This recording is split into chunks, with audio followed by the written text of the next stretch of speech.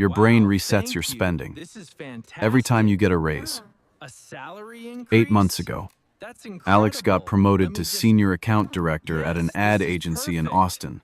First six-figure salary of his life. $105,000 a year.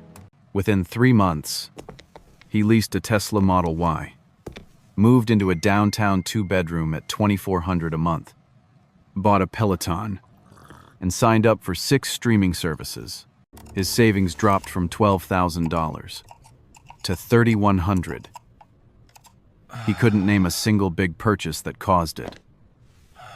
It just happened. Here's what Alex didn't know.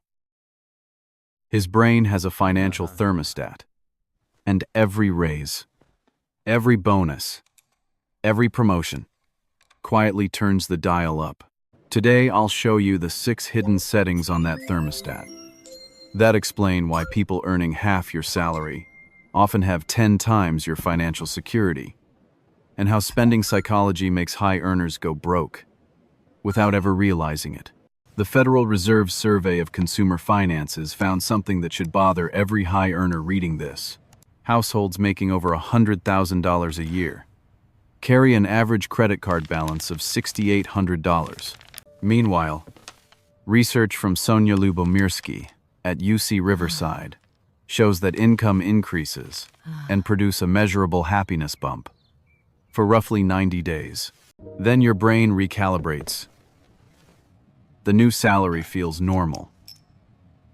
The upgraded apartment feels standard. The Tesla feels like just a car. Neuroscientists call this hedonic adaptation.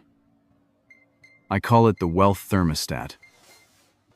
And it explains the strangest paradox in money psychology.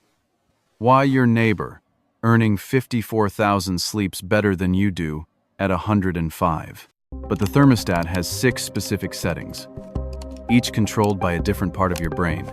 And the first one activates within weeks of every raise you've ever received. Setting 1. The baseline drift. When Alex got that 18% raise, his ventral striatum, the brain's reward prediction center, fired a dopamine signal. New money. New possibilities. That signal lasted about 12 weeks. Then the ventral striatum did what it always does. It adjusted. The new income became the expected income, and expected rewards don't produce dopamine. Only surprises do. This is why lottery winners report returning to their baseline happiness within 2 years. According to the classic Brickman study, it's why a raise feels incredible in January and invisible by April. Your brain isn't broken. It's running a program called Hedonic recalibration, and that program treats every lifestyle upgrade as the new floor, never the ceiling. Alex's colleague Dana earns $58,000. She set her financial thermostat deliberately 4 years ago. Decided that $42,000 covers a good life. Everything above that goes to index funds before she ever sees it. She didn't fight her brain. She programmed it first. The second setting is quieter. It hides in $12 charges. Your brain files under too small to matter, until they add up to $4,600 a year. Setting 2. The phantom dollar. Richard Thaler won the Nobel Prize for identifying something called mental accounting, the way your brain sorts money into invisible categories that don't talk to each other. Alex has 11 recurring subscriptions: Netflix, Hulu, Spotify, Peloton, Amazon Prime, a gym membership he hasn't used in 4 months, a meal kit service. Each one lives in its own mental bucket, labeled only $12, or just $15 a month. His brain never adds the buckets together. $387 a month.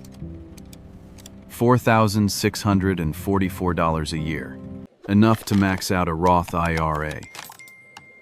But spending psychology keeps each charge small enough to slip below the brain's alert threshold. Thaler's research shows that people evaluate losses within categories, not across them. So 11 small charges feel like nothing. One charge of 387 would feel like an emergency. This is the cognitive bias that subscription companies are built on. Not value, not convenience. The phantom dollar, your brain's inability to aggregate tiny recurring losses into one honest number. Ever wonder why your worst financial decisions happen at 9 p.m.? After a brutal workday, your prefrontal cortex already clocked out. Here's what takes over. Setting 3. The stress override. After a 14-hour client deadline, Alex's cortisol levels are spiking. His prefrontal cortex, the part of the brain responsible for rational budgeting, impulse control, and long-term planning, is depleted.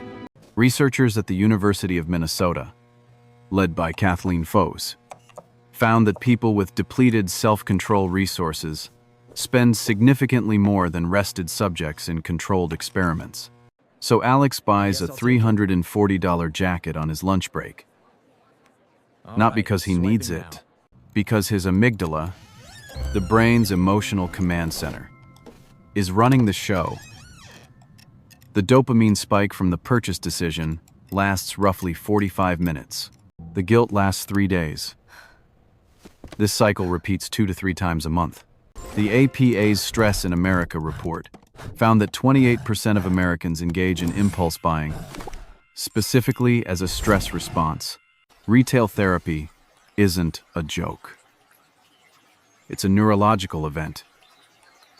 And it's the reason the person who earns less but lives with lower stress often keeps more money than the high earner whose brain is constantly in override mode. Alex almost ran a full subscription audit that weekend. Almost, but setting 4 stopped him.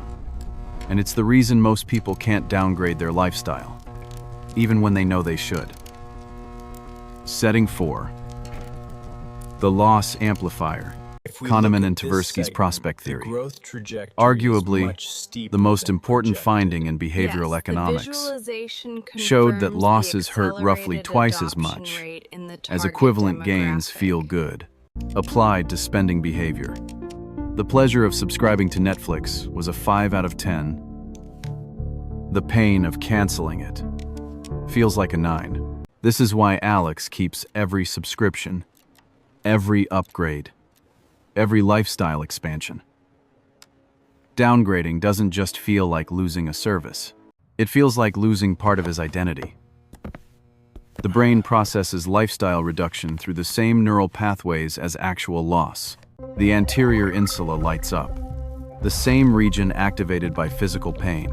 People who build wealth on modest incomes bypass this by never upgrading in the first place. You can't lose what you never added. Dana never subscribed to the meal kit service. She never leased the car. She doesn't experience canceling them as loss, because they were never part of her baseline. She didn't outsmart her brain. She just never gave it anything to grieve. Forget the idea that spending is about what you need. Your anterior cingulate cortex, the brain's social radar, is making purchases based on what your neighbors have. Setting 5. The Social Calibrator. fMRI studies on social comparison show that seeing someone else's upgrade activates the anterior cingulate cortex, the same brain region that processes physical pain. When Alex's neighbor pulled into the driveway with a new SUV, Alex's brain registered a genuine threat signal, not a thought. A signal. Bankrate found that 39% of Americans have spent money they didn't have, specifically to keep pace with peers. Money psychology calls this the keeping up with the Joneses effect. Neuroscience calls it social pain avoidance. Either way, the thermostat adjusts upward. Every time someone in your reference group upgrades, and you don't even have to want the thing they bought. Your brain just needs to register the gap. Setting 6. The reset protocol. Here's what people who always have more money actually do differently. They don't fight the thermostat. They reprogram it. First, friction engineering. The 48-hour rule before any non-essential purchase. Research suggests this eliminates roughly 70% of impulse buys. Why? Because the dopamine that drove the wanting fades within a day. The desire was never about the object. It was about the brain's momentary spike. Second, the optionality frame. Before every purchase, ask one question. Is this item worth reducing my ability to make free choices about my life? A good home? Yes. Quality food? Yes. The 4th streaming service. Your brain won't even remember next month. Probably not. Third, define enough before the next raise.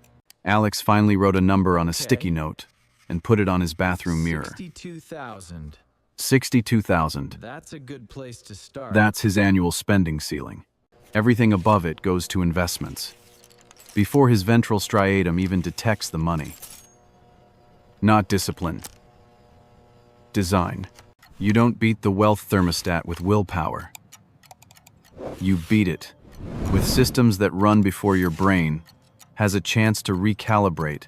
If you've ever checked your bank account with a knot in your stomach, even after a good month, that's your thermostat telling you it's set too high. And now you know how to reset it.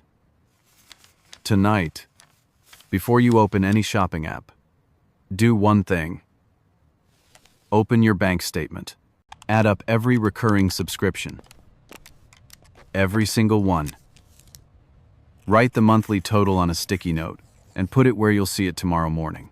You're taking a number your brain hid across 11 mental accounts and forcing it into one. That alone changes the cognitive bias. That alone starts resetting your wealth thermostat. Send this to someone who just got a raise and immediately upgraded everything. Not to judge them, but because their brain is running a program they don't know about. They deserve to see the thermostat before it costs them another year.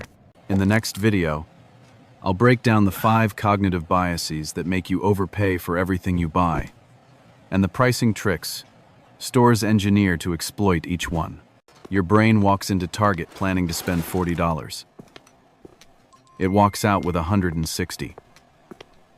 That's not an accident. That's neuroscience. I'll show you exactly how it works.